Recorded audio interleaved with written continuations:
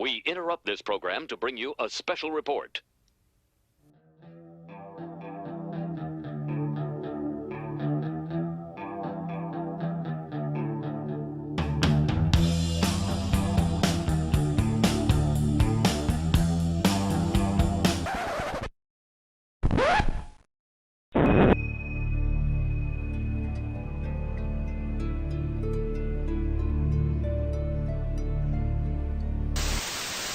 No, I don't fucking think so. This thing is destroying people's lives. It's ripping out their fucking hearts, tearing families apart, tearing people apart, tearing people down. So my husband, he's aware. He knows. Trust me, he's very aware. He knows, but he doesn't go into it because he can't. He's an engineer, and he can't, because if he allows himself to do that, he would want to dive in. He'd want to find an answer. He'd be looking for the fucking answer. He'll lose himself. He'll lose himself. He'll lose everything. So he knows. Oh no, he knows. He knows about the changes, and he recognizes, yeah, that's really fucked up and it's weird, but he won't allow himself to go there. So I can share a little information, but not too much. I don't push too hard, and I overdid it yesterday because I had such a weird day to where he went, no, stop, enough. I said, oh, babe, I'm sorry. I'm sorry. It was just a crazy day. I said, but it's all right, because I know that you know.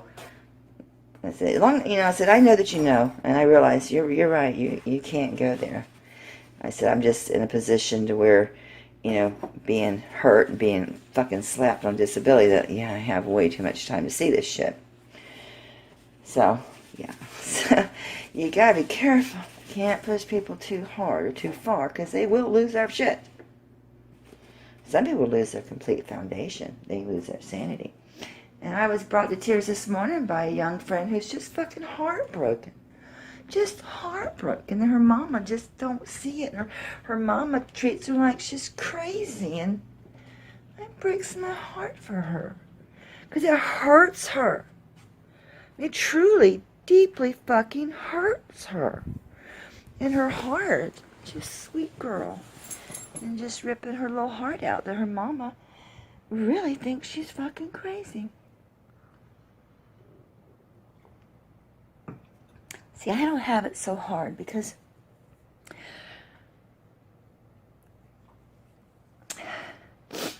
the only one I'm not sure about seeing it is my brother, because I don't see him. I don't talk to him much.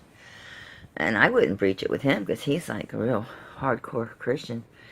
He may be the type that would fucking go off the deep end. So, Bebop, I don't know.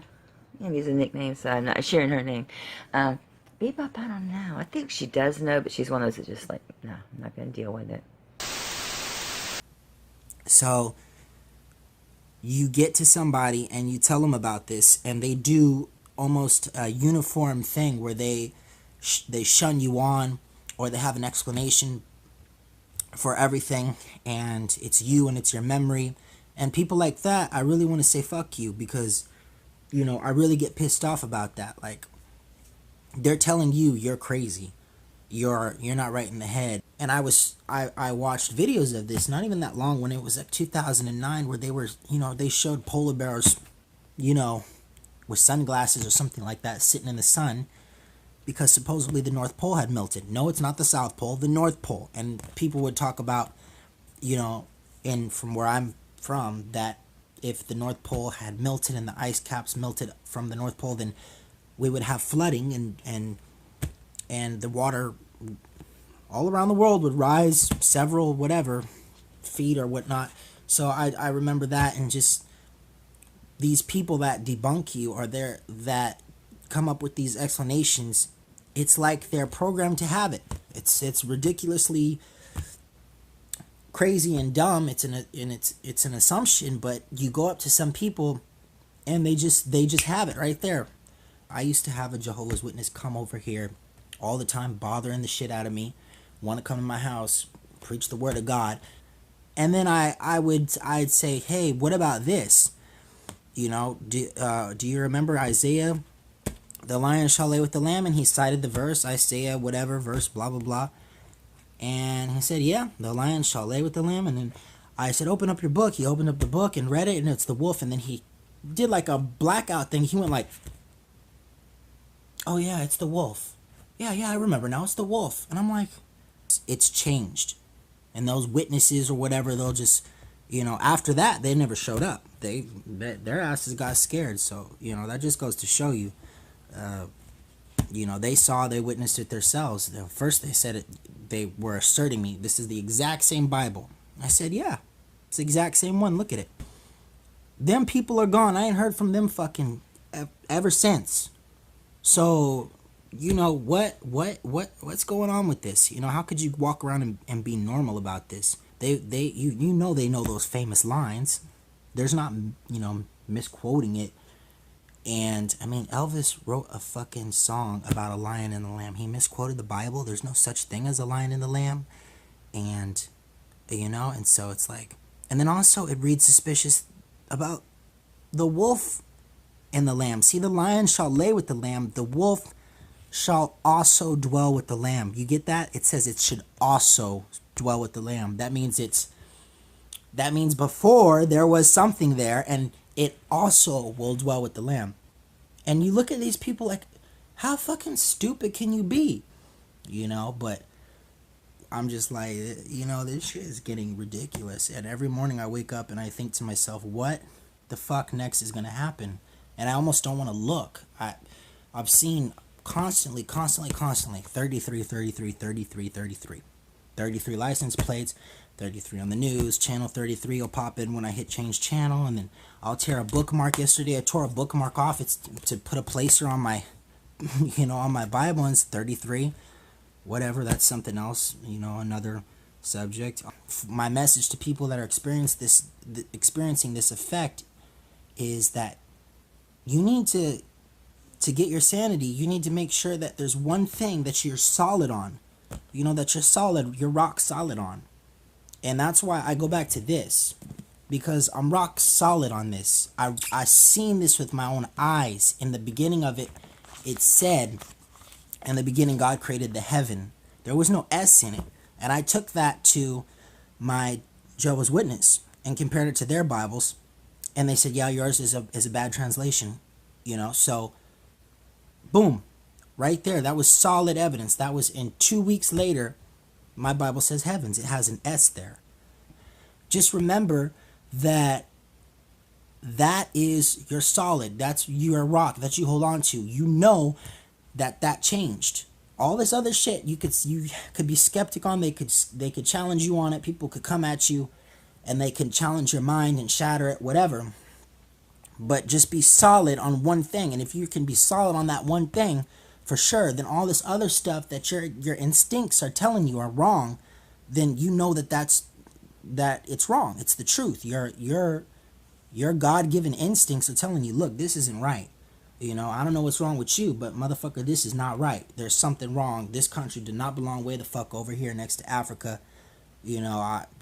This does not, the North Pole is not in the middle of the ocean. There's all these different things, but people can debate you and they'll break you, and you'll be like, like a lady I saw on YouTube attacking Cat, extol you show, whatever.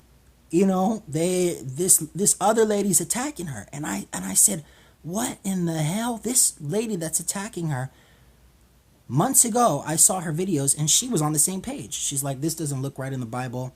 This is wrong. She said that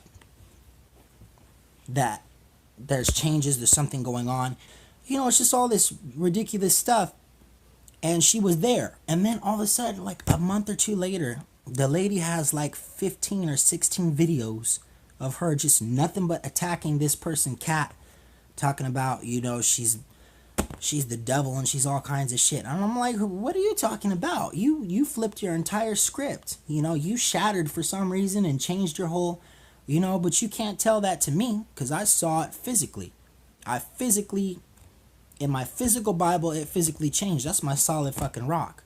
So people want to convince me and say there was never no North Pole. It was on the maps, and you're just misremembering things, and your brain it's taking in light in a different sense. They're on, denial. They're on,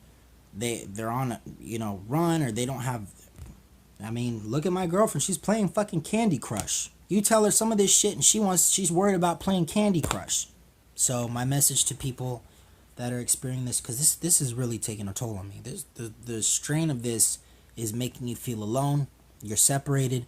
Nobody knows what you're trying to break down to them. They are void and empty, and there's very few of us that are able to maintain and keep those memories and thoughts, that collection, so that's pretty much my message to you, is that keep a solid piece of evidence as your rock, that this is where you came from, and so that later on, when change is just going to keep getting more crazier and crazier, and everyone around you is just going along with it. So, and apparently they for some reason can't remember the truth or what things really were, or I guess now this is the truth, this is what we're experiencing, but they can't remember the way it was before, and so they're not going to be of any help to you. You're just going to be alone, and so you need to keep a solid piece of evidence that something you for sure you knew. It will fuck with your mind. I mean, seriously, you'll feel like if you really think about this and you contemplate on this and you wonder about this and you start thinking back about things. Now, this theory on purgatory is that in some cases, at some point, the people who have died, they slide into this reality, and this reality is a kind of purgatory. That's a theory. So when you start contemplating this theory and you just kind of mind fuck yourself, really, that's what you're doing when you start thinking, you're wondering, when did I die? If this is purgatory, then when did I die? And then again, can you really help yourself when you actually start contemplating this theory? It's like, okay, if I'm dead, when did I die? And of course, you also wonder about your loved ones. Okay, if you've slid into purgatory, if you went through a sleep of some kind and you woke up in purgatory, who knows what the timing is of exactly, say this is purgatory. Maybe you didn't immediately, the theory is kind of like you just slid right into purgatory, but that's highly unlikely, really. The odds are you were somewhere else between, and then at some point, you entered into this world, if this is purgatory. But regardless, still, with another thought that occurs to you, okay, if this is purgatory, okay, and you tend to want to think that it was like you died at this moment and then you slid into this reality. It's like the theory kind of wants to make you think that it's like an immediate thing, but the odds are more likely that there's been some time passed. In other words, maybe you went into a sleep of some kind. And maybe you couldn't deal with certain things, and so you just went into the sleep in the spirit state. You went into a sleep, and the powers that be made it so that when you woke up, you were in a purgatory. But regardless, you tend to want to think in terms that you were here in where you were really alive, and then something happened and you died, and now you're here in this purgatory. So one thought that occurs to you is, okay, what about my loved ones? They were back there grieving for me. If I died, they were grieving for me. And then you won't think, but they're here. They're here in this world. How could they be there and here? There and here? It doesn't really make sense, really. That part of it doesn't. Your loved ones, are they just simulated? And you don't want to think that. And it's not healthy to think that. Never healthy to think that. They've got to be real. Like I said toward the beginning of this, you've got to consider whatever this is, you've got to consider it real, and you've got to behave the same as if it's real. You don't want to mind fuck yourself to the point that you don't think this world is real. But still, when you're contemplating this theory and you think, okay, what if I did die? Okay, my loved ones were back there grieving for me, but wait, they're here. It doesn't really make sense. How could they be both places? Maybe, whatever. I'm not going to try to come up with a theory for that. So yeah, I confess, as I've considered this theory, I wondered, if this is purgatory, then when did I die? I was in a store that I own, and it was late. It was late night, and it was hot. We didn't have air conditioners that were working good, so I had the doors open, and the police came into my store, and they fully expected to find me dead. They got some kind of report of some kind, and they thought they was going to find me dead in the store. It's really weird. So is it possible I might have been murdered and, I was dead in the store and didn't know it? I guess it's possible. I don't really want to think that's what happened. Like I said, if you think too much on this, that's not healthy. No. Good morning. Just basically reaching out, trying to find any kind of shred of hope or understanding. I was just trying to basically figure out where I belonged in this world and what this world was about, and trying to understand what was going on with it. And it's always been in the back of my mind. In case you don't know what it is, it's basically this thing where people remember things differently than everybody else, and it's a lot of people think it's just a lot of mass misremembering. Some people think it's timeline shifts.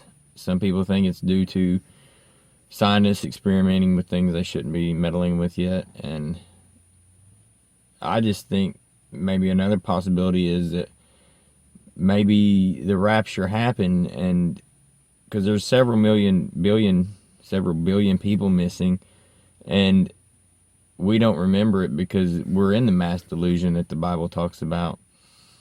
And it always